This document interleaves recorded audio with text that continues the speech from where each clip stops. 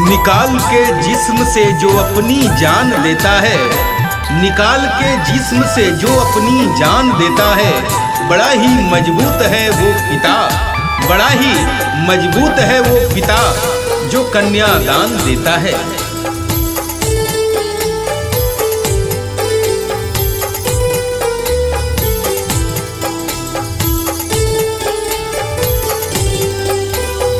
पापा के महलिया तू घूम लेगे बेटी, पापा के महलिया तू घूम लेगे बेटी, कालू से महलिया हो तो सपना मांगे बेटी, कालू से महलिया हो तो सपना मांगे बेटी, पापा के महलिया तू घूम लेगे बेटी, पापा के महलिया तू घूम लेगे बेटी, काल से महलिया हो तो सपना मांगे बेटी, काल से महलिया हो तो सपना मांगे बेटी।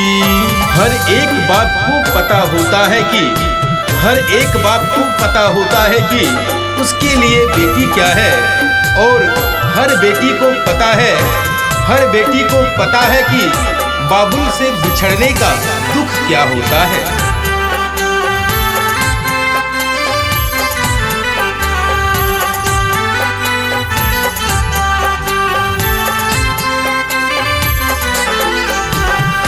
आज भर पापा से मिल लेगे बेटी, आज भर पापा से मिल लेगे बेटी, काले से पापा हो तो सपना मांगे बेटी, काले से पापा हो तो सपना मांगे बेटी, आज भर पापा से मिल लेगे बेटी, आज भर पापा से मिल लेगे बेटी, काले से पापा हो तो सपना मांगे बेटी, काले से पापा हो तो सपना मांगे बेटी। दिल में खुशी मगर चेहरे पर गम की परछाई होती है,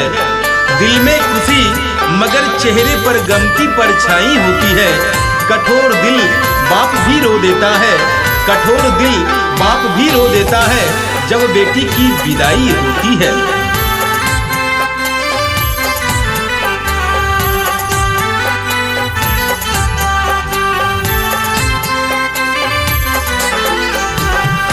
आज भर चाचा से रूस लेगे बेटी, आज भर चाचा से रूस लेगे बेटी, कल से चाचा हो जाई तो सपना मांगे बेटी, कल से चाचा हो जाई तो सपना मांगे बेटी, आज भर चाची से मिल लेगे बेटी, आज भर चाची से मिल लेगे बेटी, कल से चाची हो जाई तो सपना मांगे बेटी, कल से चाची हो जाई तो सपना मांगे बेटी। पराया धन होकर भी कभी पराई नहीं होती, पराया धन होकर भी कभी पराई नहीं होती, शायद इसलिए किसी बाप से हंसकर, शायद इसलिए किसी बाप से हंसकर बेटी की विदाई नहीं होती।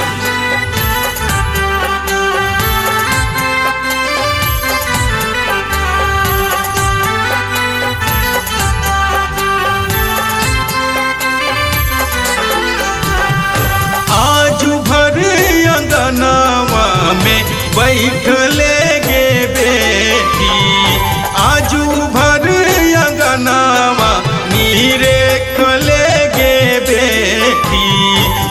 पापा के आंगन हो तो सपना मांगे बेटी। पापा के आंगन हो तो सपना मांगे बेटी। आज भर आंगनवा में चल लेगे बेटी। आज भर आंगनवा में बैठ लेगे बेटी। पापा के आंगन हो तो सपना मांगे बेटी। पापा के आंगन हो तो सपना मांगे बेटी। एक ही दुआ है ऊपर वाले से, एक ही दुआ है ऊपर वाले से, सदा मेरी बिटिया को रखना खुशहाल। सदा मेरी बिटिया को रखना खुशहाल। माँ बाप की चौखट को सूनी करके बिटिया चली ससुराल।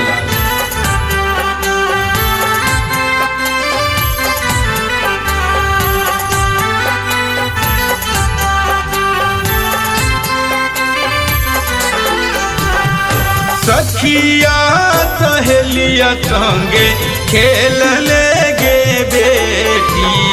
सखिया सहेलिया संगे खेल लेगे बेटी।